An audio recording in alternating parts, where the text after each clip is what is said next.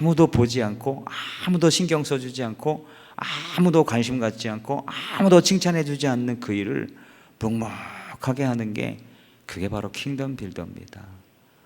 그래서 우리 정혜준 전사님이 주보 만들면서 이 작업을 어제 밤늦게까지 다 하셨는데 감사드리고, 이거는 단지 주보에만 해당되는 게 아니라 주보의 공신력, 공적으로 나가는 인쇄물에 대한 공신력이거든요. 틀린 게 그대로 나가면 사람들이 주보를 안 믿어요. 주보에 있는 데이터를 믿지 않습니다. 그래서 우리는 한 글자가 틀려도 수정을 해야 돼요. 그래서 그런 노력을 하셨다. 그래서 이게 주보가 굉장히 시간당 종이 한 장당 투자된 시간이 엄청나게 들어간 그런 주보라고 할 수가 있습니다. 이런 사람이 이런 주보에 휙 거리고 짓밟고 지나가면 가슴 쓰리죠. 오늘 메시지의 주제가 금식이 외식이라는 것의 꽃이다라는 것인데요. 오늘 그 메시지의 제목이 꽃과 관련된 것이잖아요. 그래서 우리가 식물학을 보면 참 재미있는 게 있어요. 우리가 보는 화려한 꽃은 절대로 자기 혼자 달랑 피는 게 아니다라는 겁니다. 땅속 깊이 박힌 뿌리가 있어요. 그리고 영양분을 밀어 올리는 줄기가 있습니다. 또한 햇빛을 받아서 숨쉬는 잎이 있고요. 치열하게 광합성 작용을 하는 이 모든 톱니바퀴가 맞아 떨어져야 비로소 피어나는 마지막 한 과정이 꽃이라는 겁니다. 그런데 어떤가요? 사람들은 그 복잡한 식물학적 이 메커니즘은 하나도 보지 않고 가장 화려하고 눈에 잘 띄는 꽃에만 환호를 하잖아요. 제가 보기에는 신앙생활에서 금식이 딱 그와 같습니다. 밥 굶고 기도한다고 하면 다들 대단하고 신령한 줄 압니다. 하지만 그 밑바닥에 어떤 신학과 어떤 사상이 깔려 있느냐에 따라서 그 금식은 성경이 말하는 진짜 영성이 되기도 하고, 사람한테 나 이만큼 대단한 사람이야 라고 자랑하는 외식의 꽃이 되기도 합니다. 슬프게도 지금 우리 앞에 눈앞에 활짝 피어있는 금식들은 대부분 이 외식의 꽃에 가깝다고 보여집니다. 특히 우리나라 한국 교회에서 금식하면 무조건 강력한 기도 응답을 받는다는 식의 출처불분명의 신학이 대유행을 타게 된 건 그냥 우연히 생긴 일이 아닌 것입니다. 이것도 아주 거대한 식물학적 생태계처럼 보이지 않는 배후의 사상적 계보가 뚜렷하게 존재합니다. 일단 이 금식이 굉장히 강력한 하나님 응답을 받아내는 수단이다라고 하는 데는, 이거는 씨앗은 미국에서 건너온 예수 믿으면 무조건 부자 되고 성공한다라고 가르치는 번영 신학에서 온 것입니다. 그리고 이걸 땅속에서 기가 막히게 흡수한 뿌리가 바로 미국의 오럴 로버츠나 케네트 해긴이나 그리고 여의도 순복음교회 고인이 되신 조용기 목사님의 대조동 천막교회부터 함께했던 미국의 존 가버드 선교사라고 있습니다. 이런 인물들이 그 배후에 있는 것입니다. 이 사람들의 신학은 단순하고 직관적입니다. 예수 믿으면 영혼만 구원받는 게 아니라 이 땅에서도 무조건 병 고치고 그리고 물질의 대박 축복을 받아야 한다. 받을 수 있다가 아니에요. 받아야 한다. 못 받으면 당신에게 문제가 있는 거다 라는 주장이에요. 이 오럴 로버츠 목사는 조용기 목사의 삼중 축복, 즉 영혼이 잘 되고 범사에 잘 되고 강건한다라고 하는 이 삼중 축복의 뼈대를 제공했고요. 존 가버드 선교사는 그 강력한 미국식 은사 축복 신학의 영양분을 그 천막교회 현장에 파이프라인처럼 직접 공급을 해준 배후 공급자에 해당합니다.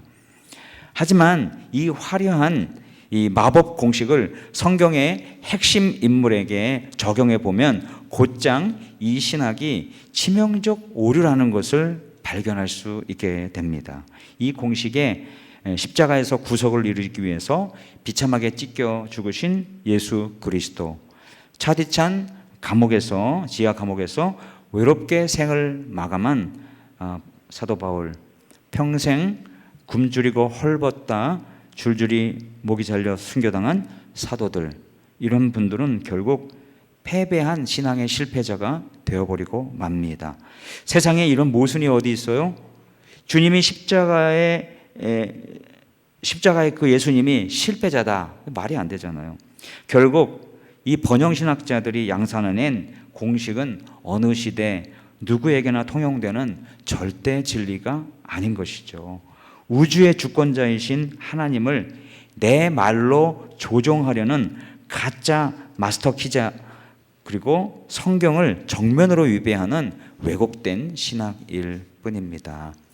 케네스 해긴이라는 사람은 긍정적인 말, positive thinking, 이런 것들을 주장해서 당신이 어떤 것에 대하여 긍정적으로 말하면 그것은 효과가 있다, 그것은 실제로 일어난다. 그래서 그 사상이 미국의 조엘 오스틴 목사에게 갔고 그것이 긍정의 힘이라는 책으로 폭발적으로 팔렸죠. 아무리 긍정적인 얘기를 해도 진짜 사람이 변합니까? 긍정적인 걸 100번 했더니 여러분들이 정말 모든 축복을 다 받았어요? 자, 이런 것들은 사실은 우주의 주권자이신 하나님을 내가 긍정적인 말을 하면 하나님은 내가 한 그 긍정적인 말을 실천해주는 꼭두각시로 전락해버리는 거예요. 주객이 전도돼도 이렇게 전도될 수 없는 것이죠. 이거는 잘못된 신학입니다. 이 기형적인 미국식 축복 공식을 영양분 삼아서 당장 가난하고 굶주렸던 한국 땅에 삶의 돌파구를 찾으려고 이악 물고 돌진했던 분이 바로 조용기 목사입니다. 그리고 그의 자부인가요? 장모이신가요? 최자실 전도사님이 바로 이 외식으로서의 금식이란 꽃이 피어난 강력한 줄기가 되었던 것입니다.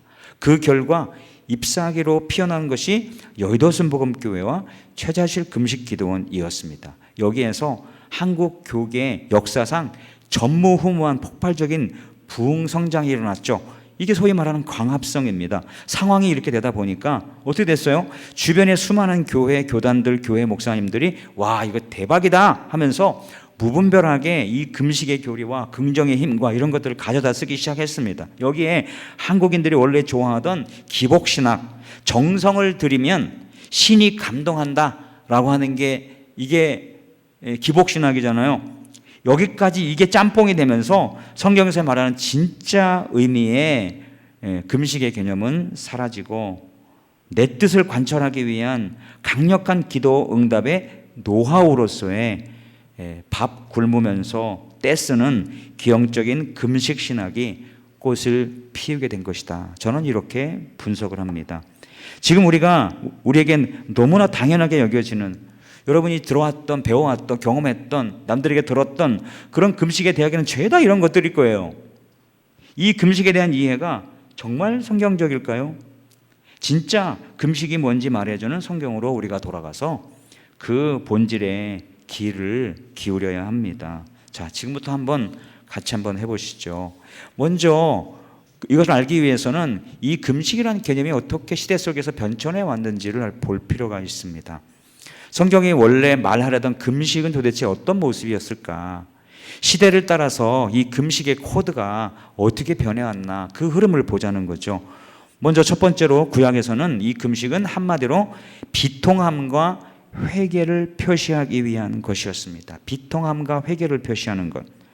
구약의 성도들은 개인적으로 큰 죄를 지어 통회할 때, 혹은 국가적인 재난과 비통한 일을 당했을 때 내 생명줄인 음식을 끊고 하나님의 처본만 바라보면서 엎드렸습니다. 이게 원래 금식의 출발이에요.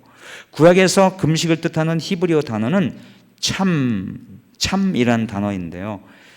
참이란 단어의 참된 의미를 모른다는 게 말장난 같죠. 참이라는 것인데요. 어원 그대로 해석하면 음식을 끊다, 음식을 먹지 않다입니다. 그런데 흥미롭게도 이 처음 금식이라는 단어가 등장하는 레위기에서는 직접적으로 금식이라는 단어가 사용되지 않고 금식보다 더 큰 개념인 스스로를 괴롭게 하는 것으로 되어 있습니다. 구약의 율법서, 즉 창세기부터 신명기까지 전체를 통틀어서 하나님이 이스라엘 백성들에게 법으로 의무화하여서 명령하신 금식일은 단 하루입니다.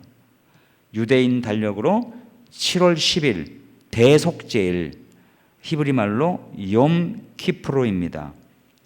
레위기 16장 29절에 대속죄일 지침이 나오는데요. 우리 레위기 16장 29절 앞에 스크린에 있는데 한번 같이 읽겠습니다. 너희는 영원히 이 규례를 지킬지니라. 일곱째 달 곧 그 달 10일에 너희는 스스로 괴롭게 하고 아무 일도 하지 말되 본토이든지 너희 중에 거류하는 거류면이든지 그리하라. 이렇게 되어 있습니다. 보셨다시피 여기 스스로 괴롭게 하다라는 말이 나옵니다. 네, 여기 스스로 괴롭게 하고, 스스로, 금식이란 말이 없어요. 스스로를 괴롭게 하다. 밥을 안 먹으면 스스로 괴로워지죠? 그런 개념이에요. 밥을 안 먹는다든지 물을 끊는다든지 오락을 그만다든지 평소에 하던 일을 안 한다든지 이런 거지요.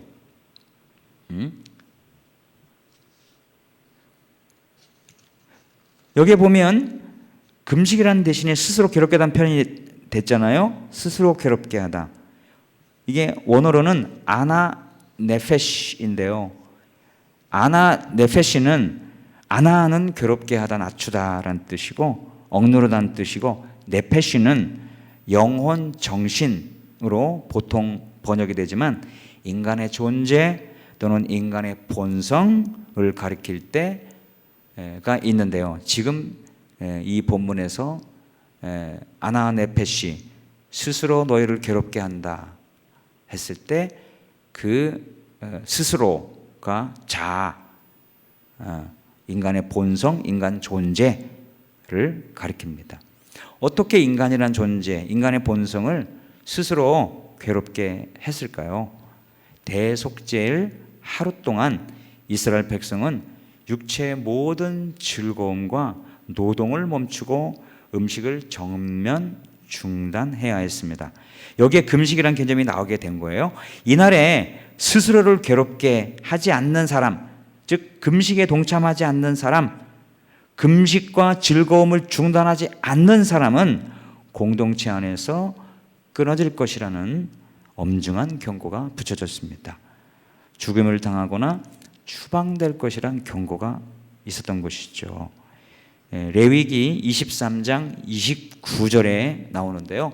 레위기 23장 29절 한번 같이 보겠습니다. 이 날에 스스로 괴롭게 하지 아니하는 자는 그 백성 중에서 끊어질 것이라.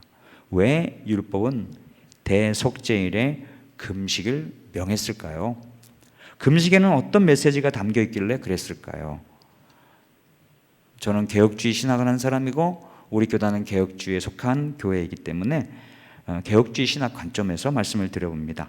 개혁주의 신학 관점에서 보면 금식 선포란 율법의 목적은 철저한 자기 부인과 그리고 항복 그리고 대속의 절대적 필요성 고백입니다.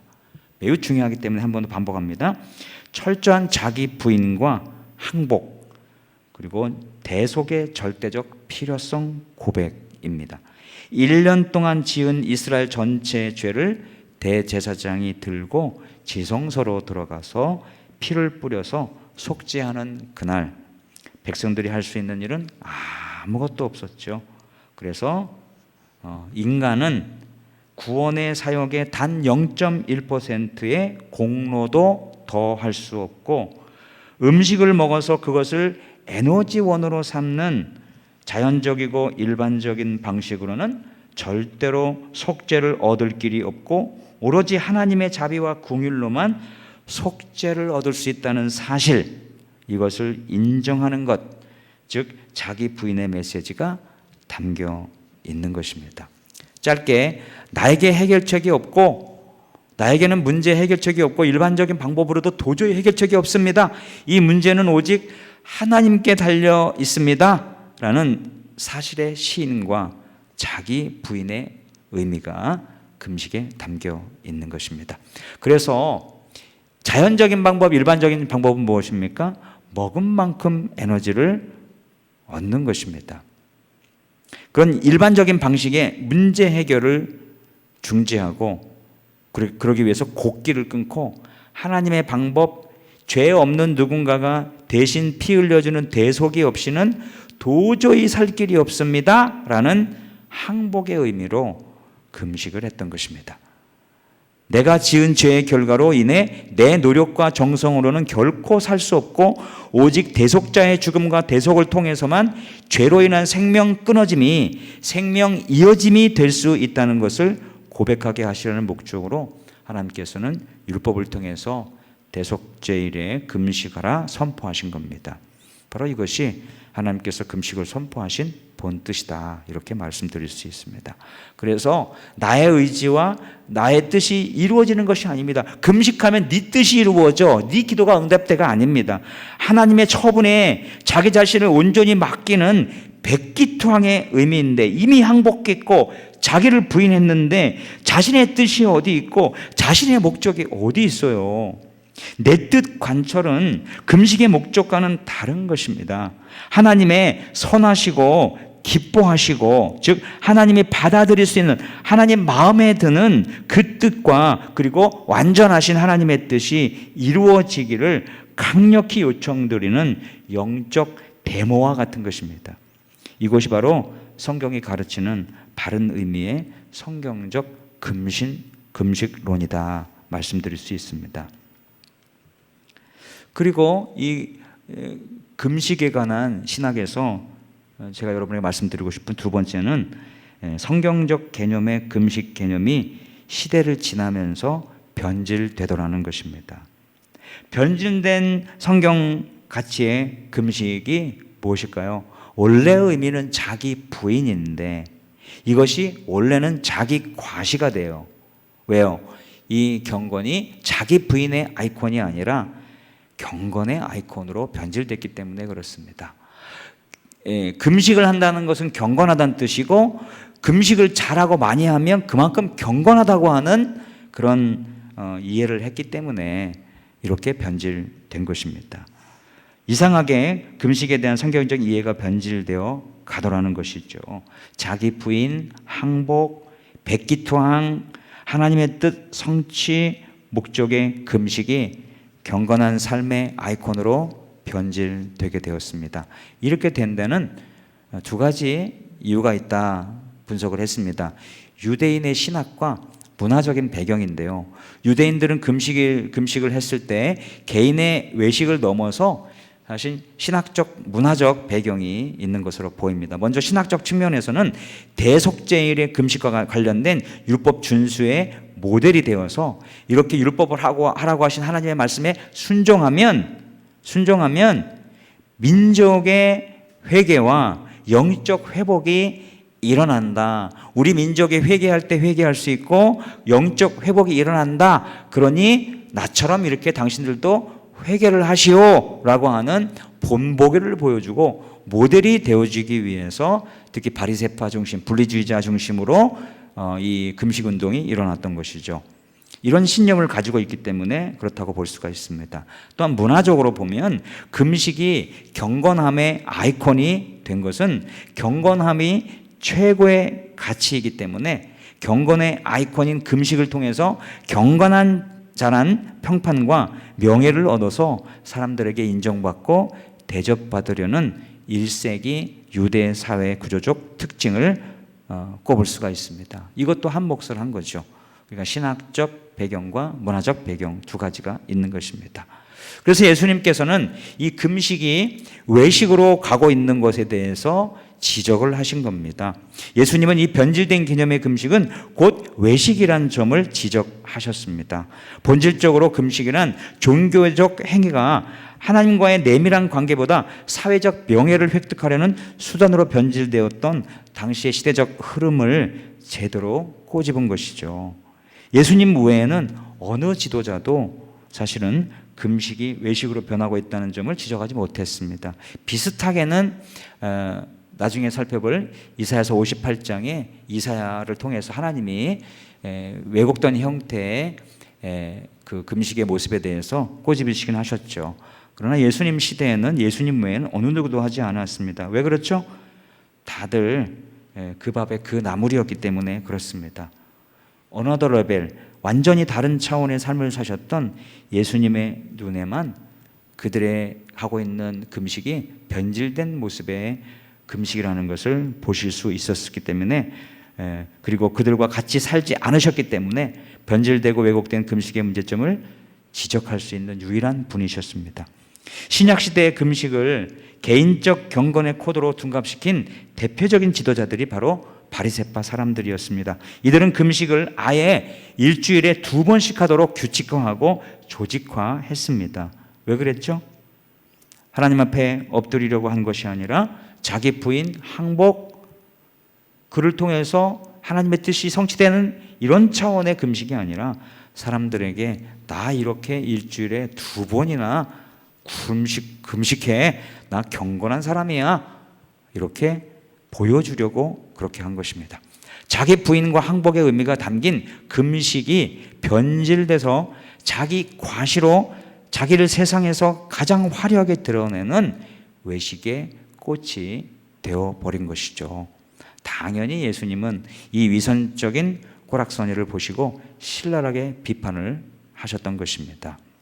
세 번째로 말씀을 드리고 싶은 것은 율법의 저자이신 예수님께서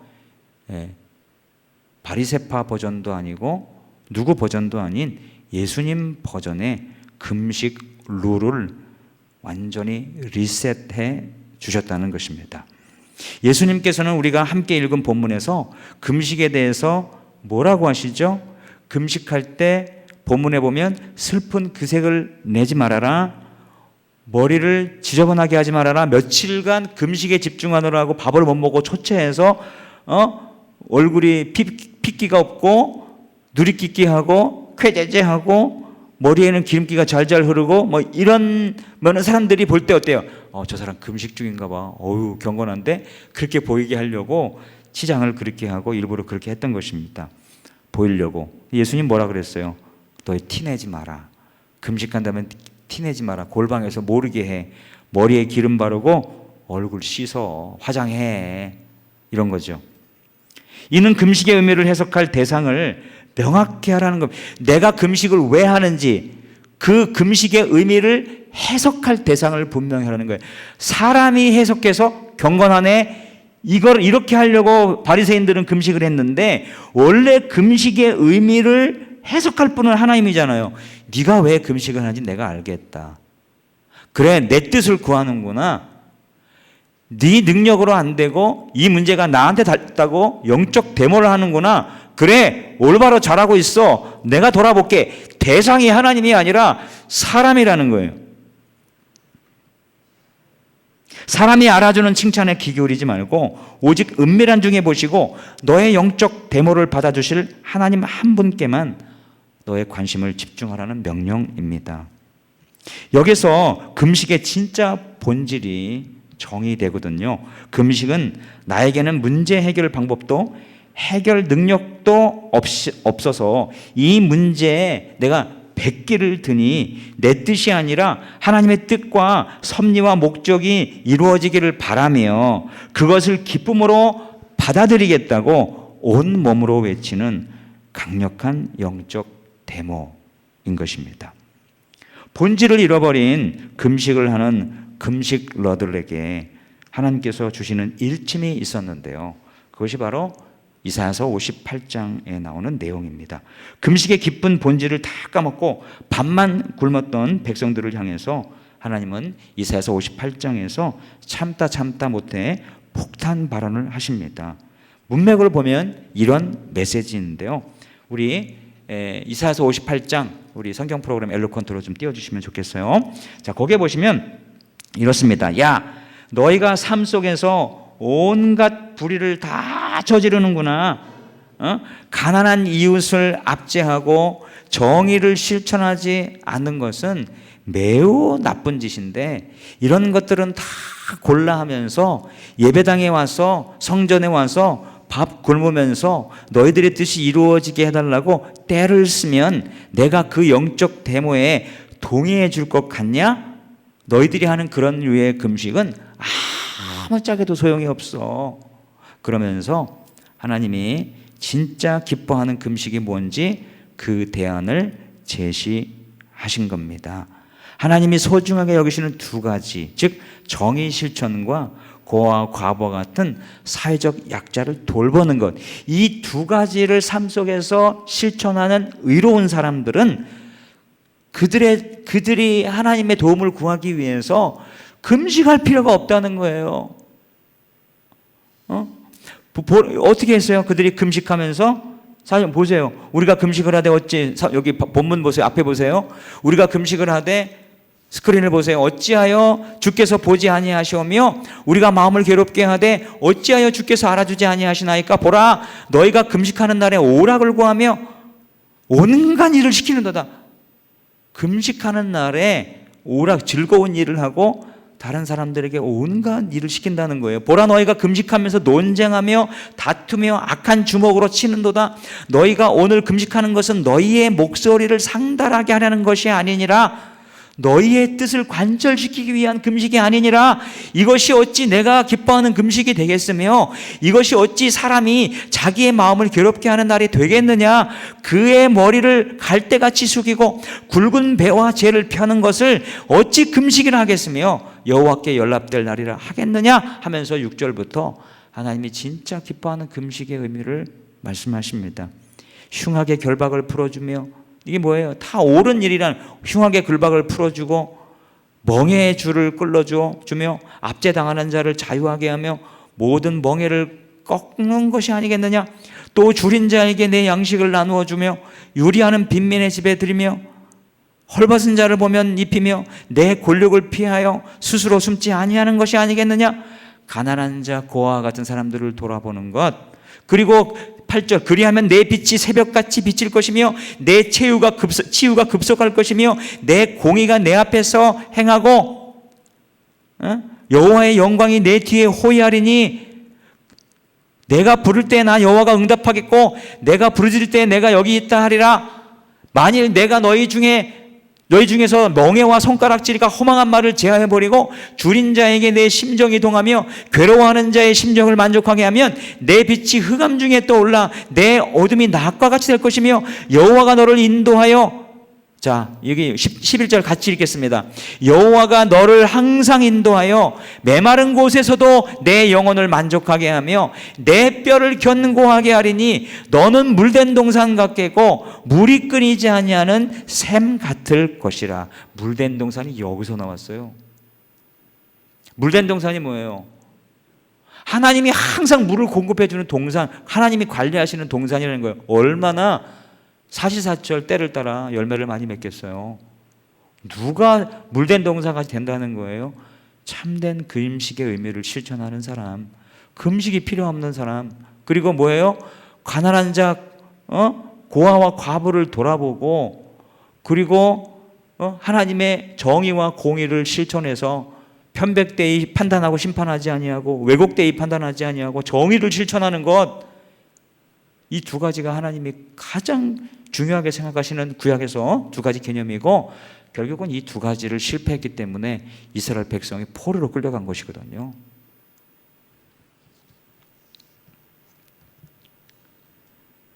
이게 이사야서 58장에서 하나님이 이렇게 약속하십니다. 그러면서 하나님께서는 지금 우리에게 엄중한 질문을 던지십니다. 너희는 맨날 나쁜 짓 저지르면서 내 뜻을 꺾어보겠다고 소용없는 굶기 금식을 할래? 아니면 내 뜻대로 의로운 행동을 삶으로 실천하면서 소위 하나님의 은혜를 입기 위한 기형적인 금식이 필요 없는 삶, 잘 먹고 잘 살면서도 온 영혼이 물된 동상 같은 그런 풍요로운 삶을 살래? 어떤 삶을 살래? 라고 물으십니다. 말씀을 맺고 적용해 보기를 원합니다.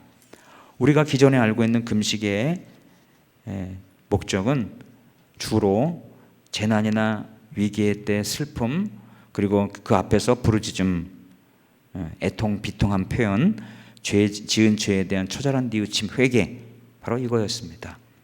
이것은 구약과 유대교 전통이 가졌던 금식의 패러다임이었습니다. 예수님은 과감하게 이 낡은 패러다임을 깨시고 새로운 금식의 판을 짜십니다. 예수님은 이것을 마태복음 9장 14절부터 15절에서 이렇게 말씀하십니다. 앞에 있는데요. 같이 읽어보겠습니다. 그때 요한의 제자들이 예수께 나와 이르되 우리와 바리새인들은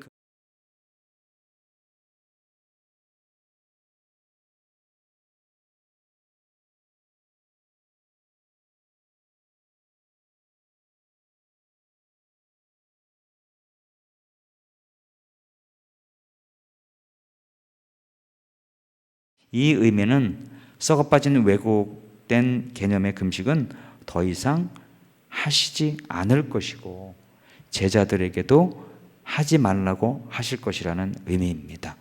그것을 혼인집에 신랑과 함께 있는 하객들에 비유하셨습니다. 혼인 잔칫날은 금식할 때가 아닙니다. 음식에 대한 절제를 풀어도 되는 유일한 날일 수 있습니다. 제자들은 지금 신랑과 함께 있는 하객들이기 때문에 흥겨워하고 즐거워할 때이지 금식할 때가 아니라고 하십니다. 하지만 그렇다고 그들이 금식할 때가 그렇다 하더라도 그들이 금식할 때가 올 거라고 말씀하십니다. 그때는 그들이 신랑을 빼앗길 때 그렇게 할 것이라고 말씀합니다. 신랑을 빼앗길 때 금식해라는 것입니다. 이 의미는 예수님이 우리의 구속을 이루시기 위해서 십자가에 못 박혀 죽으시는 사건을 가리킵니다. 나아가서 구속을 이루신 예수님께서 하늘로 오르시고 다시 오시기까지, 재림하시기까지의 공백기, 이 기간이 신랑을 빼앗길 때입니다. 신학적 용어로 이때를 종말이라고 합니다.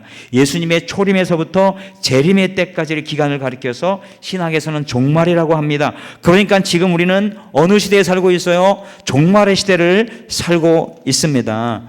예수님의 표현으로 신랑을 빼앗겨서 금식할 때를 우리가 살고 있는 것입니다.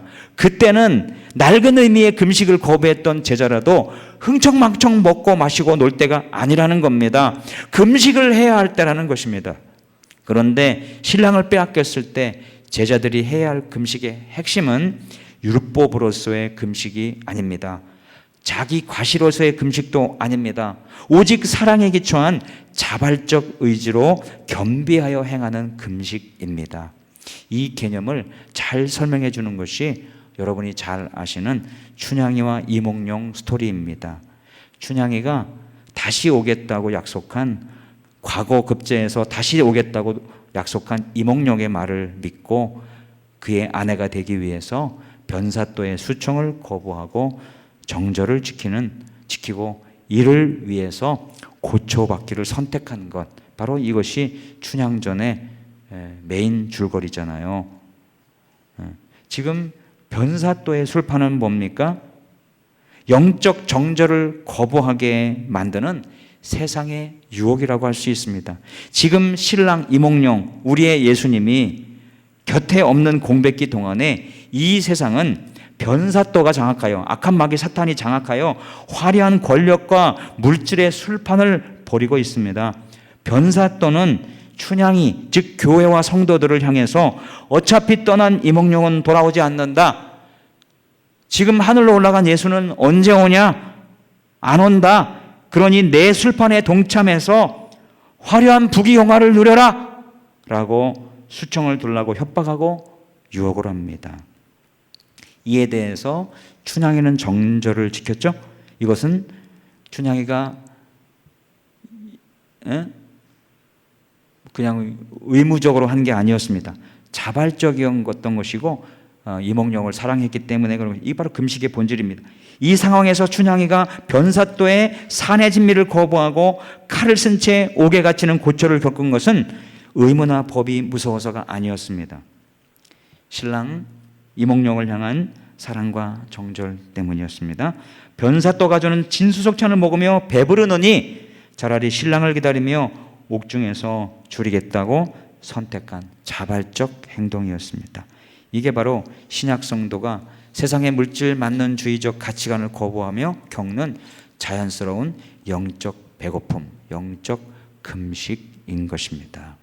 결국은 암행어사가 출두하죠. 예수 그리스도는 재림하십니다.